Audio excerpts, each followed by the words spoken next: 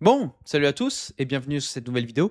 J'espère que vous allez bien et comme promis aujourd'hui, deep dive sur l'une de mes plus grosses convictions du portefeuille, une société que j'apprécie tout particulièrement. En plus de ça, pas personne, enfin peu de monde en parle.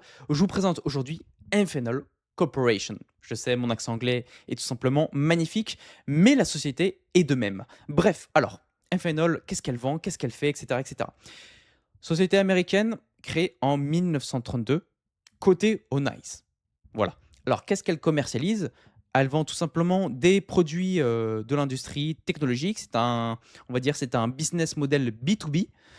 Et donc, en fait, elle vend des composants électroniques, des câbles électriques liés tout simplement au datacom, liés tout simplement à l'aéronautique, au spatial, à l'automobile, à la défense. Et si je vous sors le mot précis de la société, elle vend des connecteurs électroniques, voilà, électriques et à fibre optique, et des systèmes d'interconnexion, des antennes et des capteurs à haute valeur ajoutée pour des marchés finaux critiques. Et en fait, sa spécialisation, c'est qu'elle crée des câbles tout simplement qui sont destinés à certaines contraintes, à certaines normes. Par exemple, je vous fais un exemple.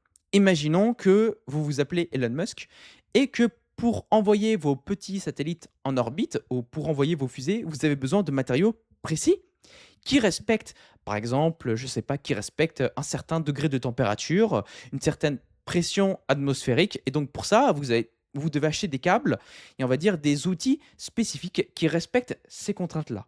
Eh bien, à qui vous allez faire appel? À un phénol. Je vais prendre un autre exemple. Imaginons que vous vendez, voilà, je ne sais pas, des outils de défense, d'armement. Vous avez donc besoin de matériaux concrets et qui ont fait leurs preuves.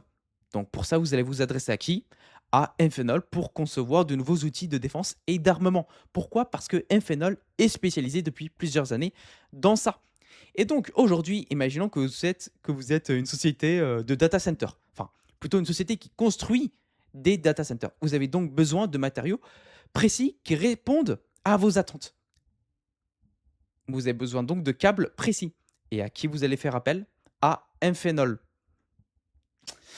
Vous l'avez compris, Amphenol est donc une société qui arrive à tirer de la croissance, on va dire, liée à un marché adressable qui est en croissance structurelle sur tous les points. Voilà, ça c'est clair et ça c'est dit.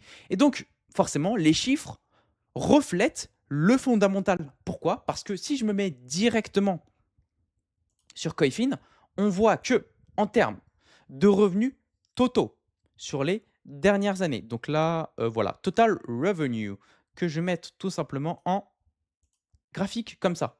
Qu'est-ce qu'on voit? Littéralement des revenus totaux en croissance. Une marge EBITDA qui est en croissance. Une marge nette en croissance. Des free cash flow en croissance comme jamais. Qu'est-ce que ça veut dire? Ça veut dire qu'en fait, la boîte, elle jouit d'un marché adressable structurel qui est en croissance, mais en plus de ça, elle arrive à faire du pricing power. Parce que la marge EBITDA est en croissance, parce que la marge nette est en croissance, parce que la marge brute est en croissance. Efficience du business model, réduction des coûts. Et ça se reflète sur quoi? Et ça se reflète tout simplement sur le Return on Investing Capital qui a toujours été stable autour de 18%. Généralement, on va considérer une société qui a un ROIC supérieur à 15 sur plusieurs années comme une société qui jouit d'un moat, d'un avantage concurrentiel.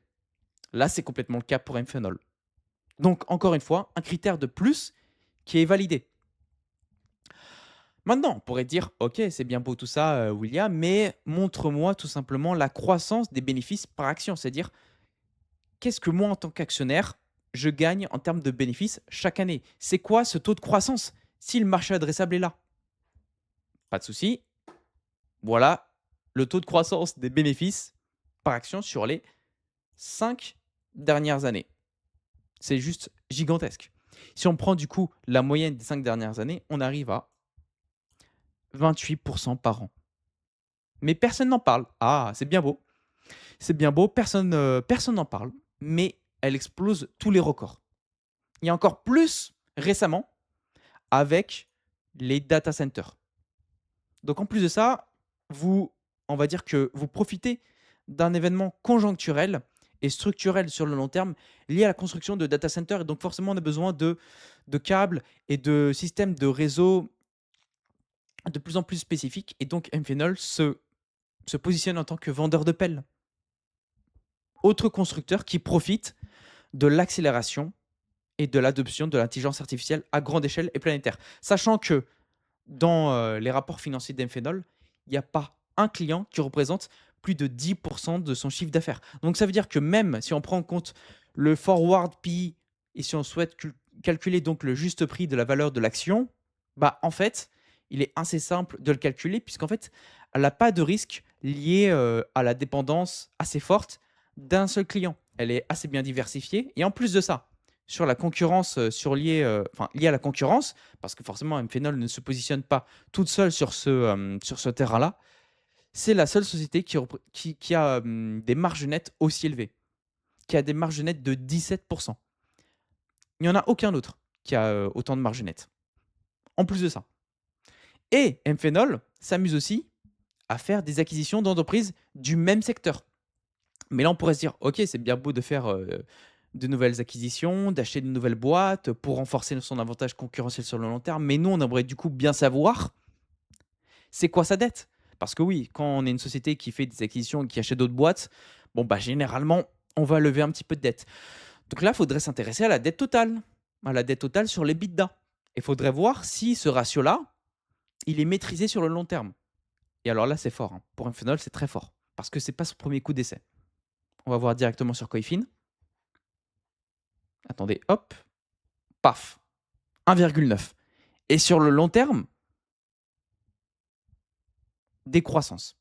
Donc en fait, même si Amphenol continue à avoir de la dette, ça a toujours été une dette maîtrisée et ça a toujours été une dette totale sur EBITDA inférieure à 3, surtout depuis les 5 dernières années. Donc en fait, c'est magnifique. C'est-à-dire qu'en fait, la boîte arrive à générer de la croissance de partout et en faisant de nouvelles acquisitions, tout en conservant une dette maîtrisée et tout en conservant, tout simplement, on va dire, une fluidité en termes d'acquisition de nouvelles boîtes pour renforcer son avantage concurrentiel, pour encore plus profiter de cet effet structurel, que ce soit en termes aéronautique, spatial, data center, etc. Donc en fait, quand vous achetez Amphenol, vous achetez une société, tout simplement, qui se positionne comme un leader hein, littéralement, sur son secteur d'activité.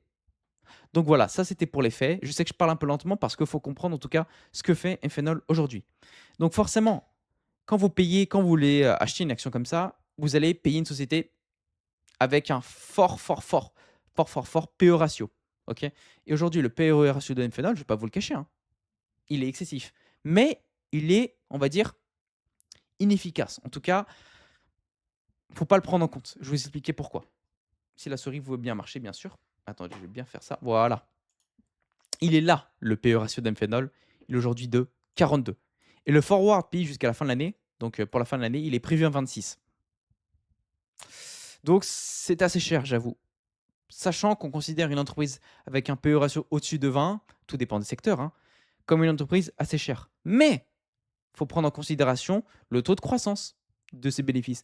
Mais comme on l'a vu, si on a une entreprise qui fait un taux de croissance des 5 dernières années de 28%, sachant que là en plus on a un effet conjoncturel lié au data center, donc sûrement le taux de croissance du bénéfice par action va augmenter pour les 5 prochaines années, bah, le PE ratio, est-ce qu'il est à prendre en compte forcément sur le moment présent? Je pense pas.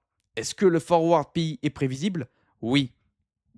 Est-ce que le forward PE de 2027 est prévisible? Oui. Puisqu'en fait, comme je vous l'ai dit, bah, elle a une diversification de ses clients. Et sur chaque secteur, elle est en croissance. Donc, et ça, on va voir ça, c'est assez intéressant. Je vais vous montrer ça tout de suite avec tout simplement le compte de résultat le plus récent qui est sorti le 29 juillet. Et donc là, on voit tout simplement une entreprise magnifique qui a fait tout simplement une croissance de ses ventes de 5%, de 55% sur un an. C'est littéralement l'une des meilleures années d'Amphenol entre 2025 et 2026. On a ensuite une marge opérationnelle en un an hein, qui est passée de 1,42 milliard à 2,58 milliards. C'est énorme. On a tout simplement des free cash flow, donc des flux de trésorerie qui sont passés de 1,2 milliard à 1,6 milliard. c'est énorme et tout simplement des bénéfices nets qui sont en record, qui sont passés de 2,5 milliards à 3,55 milliards en un an.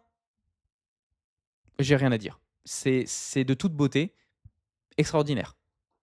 C'est extraordinaire. Les chiffres sont là, les chiffres parlent d'eux-mêmes et c'est pour ça qu'une société comme telle se paye aussi cher. Mais donc aujourd'hui, on va faire le calcul du juste prix de l'action, malgré qu'elle se paye cher. C'est quoi la croissance future? Si elle est là, on va voir à quel juste prix il serait intéressant de l'acheter pour, on va dire, pour les prochaines années, bah, tout simplement faire croître son capital de manière intelligente. OK?